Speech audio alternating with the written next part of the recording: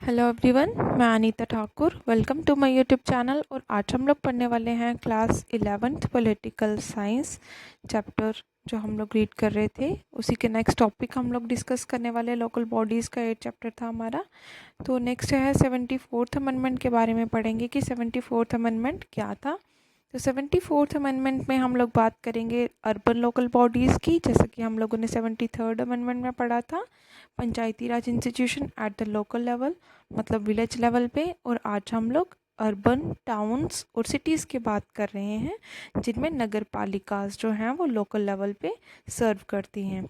Next बताया गया है कि इसमें बहुत सारे ऐसे वेज बताए गए हैं जो 74th अमेंडमेंट जो था वो कहीं ना कहीं रेपिटेशन ऑफ 73rd अमेंडमेंट था, मतलब कि 73rd अमेंडमेंट को ही इम्प्रूव करके यहाँ पर लाया गया ताकि अर्बन एरियाज़ को भी क्या किया जाए, इसमें भी डेवलपमेंट हो सके।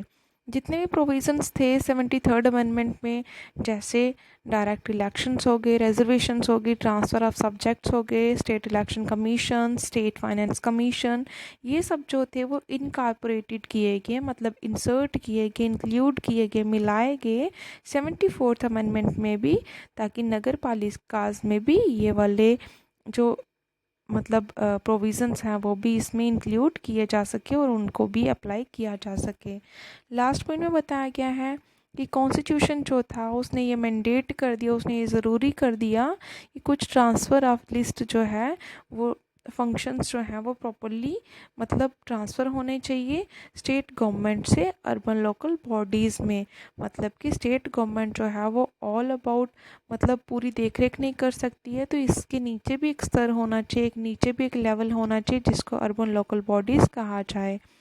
और ये जो फंक्शंस हैं वो 11th schedule of Indian constitution में इंसर्टेड हैं, आप वहाँ पर इसको स्टडी कर सकते हैं। नेक्स्ट बताया है इनसाइड व्यू क्या था।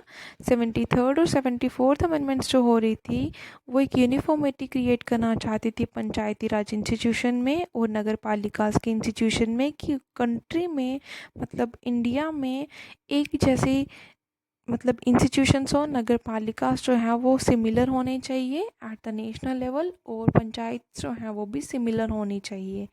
और इनकी जो प्रेजेंस है मतलब लोकल इंस्टीट्यूशंस जो हैं वो क्या होने चाहिए, सिग्निफिकेंटली खुद के गोल्स को अचीव कर सकें और एक ऐसा एटमॉस्फेयर बनाया जाए जिसमें लोगों की ज़्यादा से ज़्यादा पार्टिसिपेशन हो गवर्नमेंटल अफेयर्स में।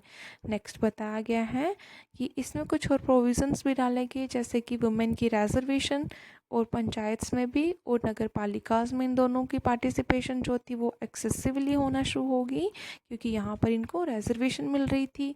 और वुमेन जो थी वो लोकल बॉडीज़ में अपनी प्रेजेंस जो थी वो सिग्निफिकेंट नंबरिंग में उनको शो करना उन्होंने स्टार्ट कर दिया।